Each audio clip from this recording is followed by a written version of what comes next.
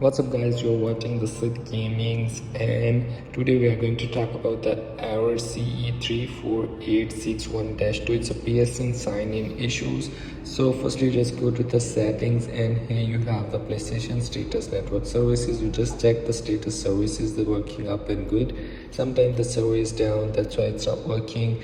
So after that, here you just select the region, English region, and here is everything is working, server is working, and then you just go back to the user and account management, and here is sign out, and then sign in again and check your router, restart your router, and if the server is down, that's then you just wait to server get up and it will be fixed automatically, and your Play Store, PS Store, and a sign-in account is working. And if you have the internet issues, then you just use a LAN cable and set up an internet connection, and then try it again, and it will be fixed.